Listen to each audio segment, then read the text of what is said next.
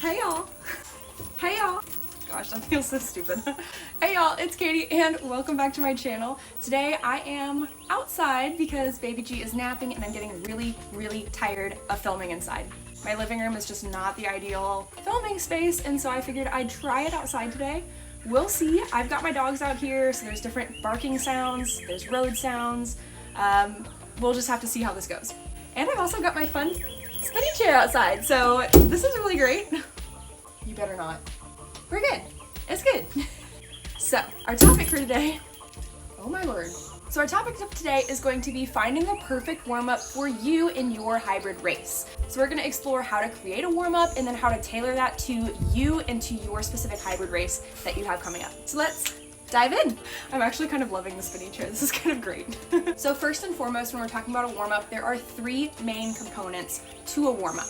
Number one, you have cardio. Number two, you have mobility and stretching. And number three, you have movement prep or specific type movements for your race.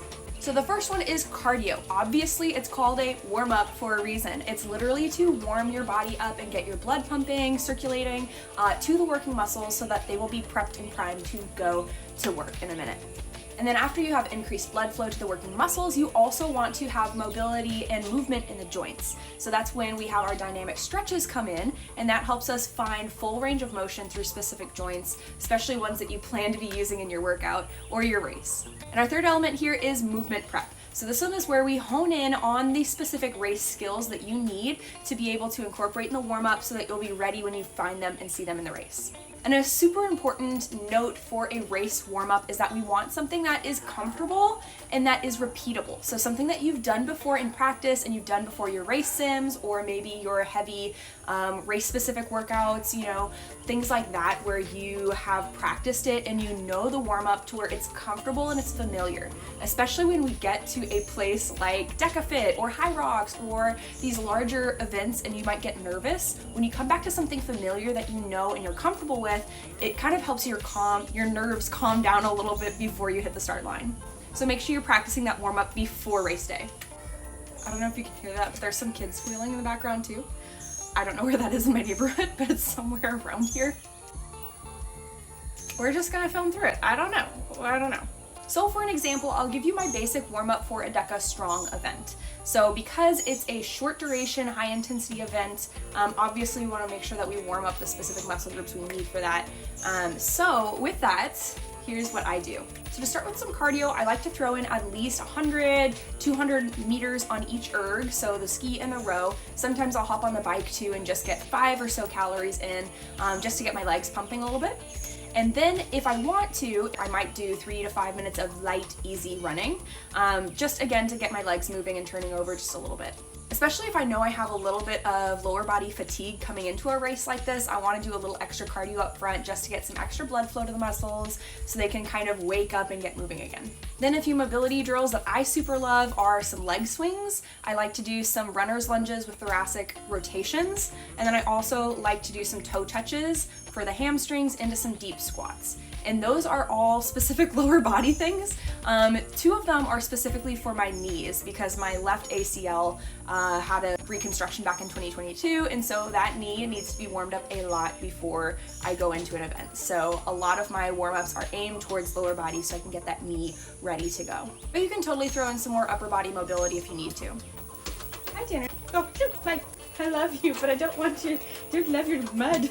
And then when we get into the race-specific movements, here you'll want to pick out 3 or 5 different movements where you just want to go through the motions, do a few reps of these, not the whole thing, and you don't have to do them at race weight either. Here I like to do a few body weight lunges, I like to do box step overs, maybe a few shoulder overs, maybe push the tank once on a lower setting, whatever that looks like for you. It's just finding those 3 to 5 stations that you like to warm up and you like to see a little bit in advance. Like the dead balls is one where I don't always have to warm it up. That is like my favorite station. I absolutely love dead balls and I could do those all day long. So that's not necessarily a station that I need to warm up. Whereas the lunges, I need that one for my knee. I need to warm that up every single race that I do because it is just such an important one for me and my warm up. But that's just an example of my Deka Strong warm-up. You can do different things, especially if you're doing like Hyrox. We definitely want to swap out some of those movements, warm up some deeper low squats for wall balls maybe, or throw in some sandbag lunges, or warm up specific things that you need during those events. And definitely for Hyrox, I'd add a little extra cardio at the beginning, doing a little bit more of a thorough running warm-up as well, so that you can be ready for all the running that is in Hyrox. And the Hyrox warm-up and Deka Fit warm-up are going to look a little bit more similar as well, based on the running and the duration of the events. If you're doing like a Spartan race, OCR type deal, that's going to look a little bit different as well, since they don't have equipment necessarily available for you to warm up with all the time. Then you might have to find more calisthenic type warm-ups. Or if you're doing something like the Deka Atlas or a CrossFit event, for the Atlas specifically, I had to warm up my deadlift a lot more because it was 140. That's not incredibly heavy for me, but I do like to progressively warm up to that. I don't want to just start off at 140 cold turkey. So maybe try adding a few progressive sets into your warm-up if you're getting ready for a heavier type event. But it's not rocket science. That's the recipe for a good warm-up. You need a few minutes of good cardio, followed by 3 to 5 mobility exercises, and then 3 to 5 zone-specific exercises for the race. And the good thing is, if you're practicing your warm-up with your sims and your race-specific workouts, then this should become comfortable over time, and you should be able to adapt which mobility movements you want and you need, the race-specific movements you want and you need in your warm-up, so that you can kind of fine-tune this and really get a good routine down. So in the comments below, let me know what your favorite part of your warm-up is, and also stay tuned for my Fit Tips emails. I've got the subscribe link here somewhere, and that's where I send out free weekly hybrid tips just like this one. And I've got lots of fun freebies. I've got an ebook and an entire training program called Hybrid Strength that you can check out down in the description below. But other than that, I'll see you in my next video. Bye!